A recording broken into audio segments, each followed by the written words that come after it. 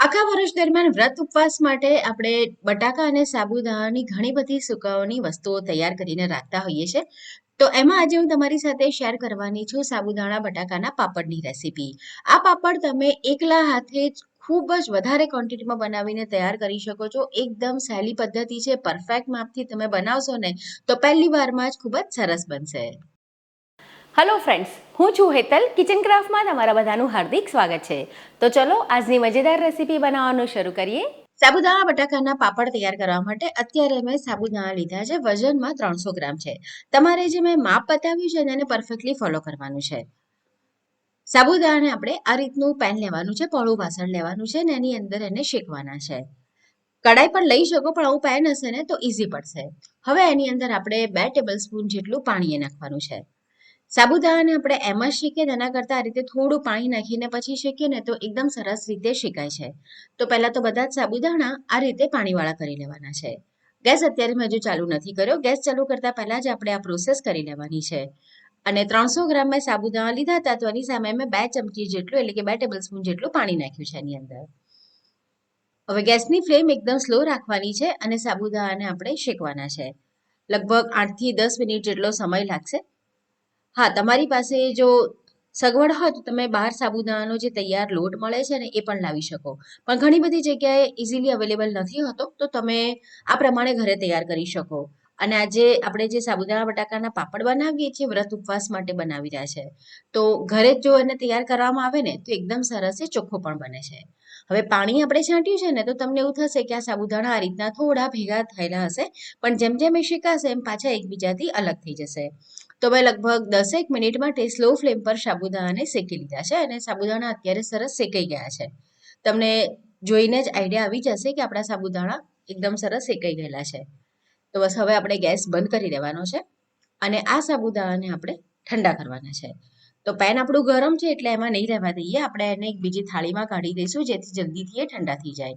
પેનમાં જો તમે રહેવા દેશો ને તો બની શકે કે નીચેથી કદાચ થોડા વધારે શેકાઈ જાય અને કલર ચેન્જ થઈ જાય. આપણે એનો કલર બિલકુલ જ ચેન્જ નથી થવા દેવાનો. તો એને ઠંડા કરીએ. તો મેં એને લગભગ 20 થી 25 મિનિટ માટે રહેવા દીધા હતા અને એકદમ ઠંડા થઈ ગયા છે. આ વાતનું ખાસ ધ્યાન રાખવાનું છે. એની અંદર થોડી પણ ગરમાશ એટલે કે ગરમી ન હોવી જોઈએ. સાબુદાણા એકદમ ઠંડા થઈ ગયેલા હોવા જરૂરી છે. નહીતર શું થશે કે જ્યારે તમે એને ગ્રાઇન્ડ કરશો ને તો એની અંદર મોઇશ્ચર બનશે અને પછી બરાબર એ ગ્રાઇન્ડ નહીં થાય. તો હવે સાબુદાણાને આપણે ગ્રાઇન્ડ કરી લઈએ. ગ્રાઇન્ડ કરી લઈએ પછી આપણે એને મેદો ચાળવાની જે ચાળણી હોય ને એનાથી ચાળી લેવાના છે. કદાચ એવું થાય કે આપણે ઘરે એને મિક્સર જારમાં કર્યા છે ને તો થોડાક નાના એવા ટુકડા કેવું કંઈક રહી ગયું હોય, તો બસ ઉપર આ રીતે જે થોડા નાના નાના સાબુદાણાના કણ જેવું રહી ગયું છે એને આપણે અલગ કરી લઈશું. તો એકદમ સરસ આપણો સાબુદાણાનો લોટ તૈયાર થઈ ગયો છે.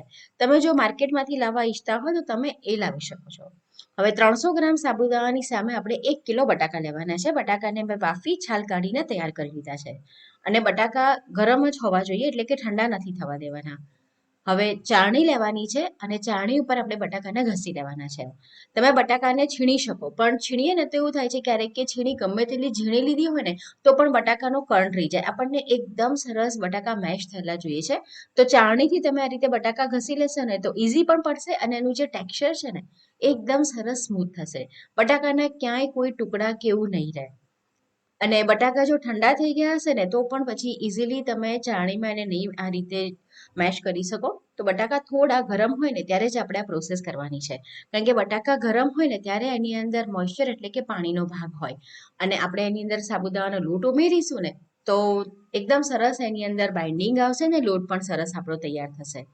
તો આ પ્રમાણે આપણે બધા જ જે બટાકા છે ને એને છીણી લઈએ એટલે કે ચાળણીથી ઘસી લઈએ. હવે એમાં સ્વાદ મુજબનું મીઠું નાખવાનું છે. તો અહીંયા આગળ મેં 1/2 ટીસ્પૂન મીઠું નાખ્યું છે.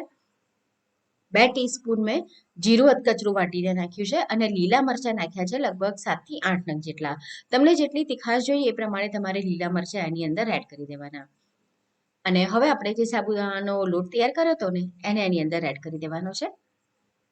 લોટ અને બટાકા એકદમ સરસ રીતે મિક્સ થઈ જવા જોઈએ.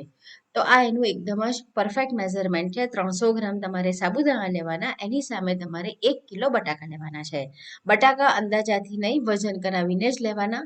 વજન જો તમારું થોડું પણ આમ તેમ થશે ને તો પછી એનું જે ટેક્સચર છે બરાબર નહીં આવે અને મહેનત કરવા છતાં પણ પાપડ પછી બની શકે કે વચ્ચેથી તૂટી જાય, બરાબર વણાય નહીં.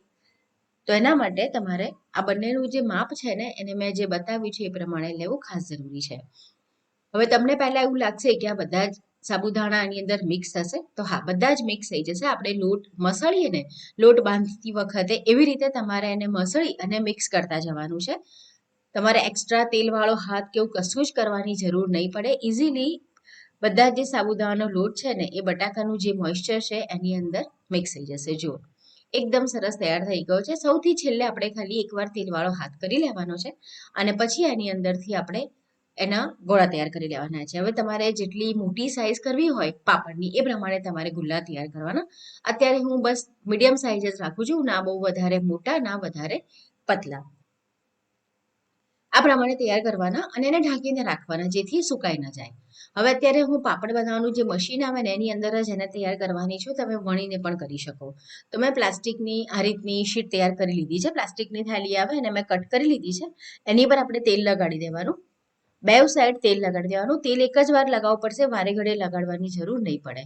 તો આ પ્રમાણે તેલ લગાડી દેવાનું અને પછી આપણે જે ગુલ્લા તૈયાર કરેલા છે ને એને પ્લાસ્ટિકની શીટ ઉપર મૂકવાનો, એની પર બીજી શીટ મૂકવાની અને પછી પ્રેસ કરી દેવાનું. તમે વણીને પણ બનાવી શકો છો અથવા તો આ પ્રમાણે તમે તમારી પાસે મશીન હોય પાપડ બનાવવાનું તો એમાં પણ કરી શકો. તો એકદમ સરળતાથી તમારા પાપડ તૈયાર થઈ જશે. કોઈ પણ પાપડ ફાટશે નહીં. તમે એને સુકાવશો, સુકાયા પછી પણ એ પાપડ નહીં ફાટે. હવે પ્લાસ્ટિક હોય એટલે આ રીતે તમને એને મૂકવામાં પણ સરળતા રહેશે. તો આ પ્રમાણે આપણે બધા જ પાપડને મશીનની અંદર જ તૈયાર કરી લઈશું. અને આ 1 કિલો મેં બટાકા અને 300 સાબુદાણા લીધા હતા. એમાંથી મારા લગભગ 50 નંગ જેટલા પાપડ બનીને તૈયાર થયા છે. અને બનાવવામાં તો તમે જોયું ને કે કેટલું ઈઝી છે. એકવાર આ તૈયાર થઈ જાય પછી તો તમે ફટાફટ આ પ્રમાણે એકલા હાથે જ, મેં એકલા હાથે જ આ પાપડ ઘરે બનાવીને તૈયાર કર્યા છે. તો લગભગ અડધા કલાકની અંદર તો બધા જ પાપડ તૈયાર થઈ ગયા હતા. તો માર્કેટમાં સુકવવાની ઘણી બધી વસ્તુઓ મળતી હોય છે, પણ એની અંદર હાઇજીન કેવું છે, વસ્તુઓ કેવી વાપરી છે એનો કોઈ જ અંદાજ નથી હોતો. તો ઘરે એકદમ ચોખ્ખા બનાવી શકાય. મેં એને ઘરમાં જ સૂકવ્યા હતા. ઘરમાં એક દિવસ રાખ્યા હતા અને પછી બીજા દિવસે એક દિવસ આ રીતે મેં એને થાળીમાં ભરી અને તડકે મૂકી દીધા હતા. તો એકદમ સરસ આપણા પાપડ થઈ ગયા છે. બિલકુલ જ એનો કલર પણ તમે જોઈ શકો છો કે સફેદ છે અને ક્યાંયથી પણ એ ફાટ્યા નથી, ચીરાયા નથી. તડકે એને રાખવા ખાસ જરૂરી છે એક દિવસ, જેથી આખા વર્ષ માટે સ્ટોર કરીએ તો બગડે નહીં. જ્યારે પણ ઉપયોગમાં લેવા હોય તો તેલ તમારે એકદમ સરસ પહેલા બરાબર ગરમ કરી લેવાનું. પછી ગેસની ફ્લેમને મીડિયમ અને હાઈની વચ્ચે રાખવાની અને પાપડને તળી લેવાના છે. અને તમે જુઓ, બટાકા નાખવા છતાં પણ પાપડનો જે કલર છે એ લાલાશ બિલકુલ જ નથી પકડતો. એકલા બટાકાના પાપડ બનાવીને તો ઘણીવાર એવું થાય છે કે બટાકાની ક્વોલિટી બરાબર ન હોય અથવા તો બરાબર બન્યા ન હોય ને તો પાપડ આપણે મૂકી દઈએ ને સૂકવા પછી ચીરાઈ જતા હોય છે, ફાટી જતા હોય છે. તો આ પાપડ ખાવામાં પણ ખૂબ સરસ લાગે છે ને ક્યારેય પણ ફાટતા ચીરાતા નથી. તો સાબુદાણા બટાકાના પાપડની રેસીપી તમને કેવી લાગી કમેન્ટમાં ચોક્કસ જણાવો. રેસીપી પસંદ આવી છે, વિડીયો પસંદ આવ્યો છે તો વિડીયોને લાઈક કરી તમારા ફ્રેન્ડ્સ અને ફેમિલીની સાથે જરૂરથી શેર કરો. તો ફરીથી મળીશું આવી જ એક નવી અને મજેદાર રેસીપીની સાથે.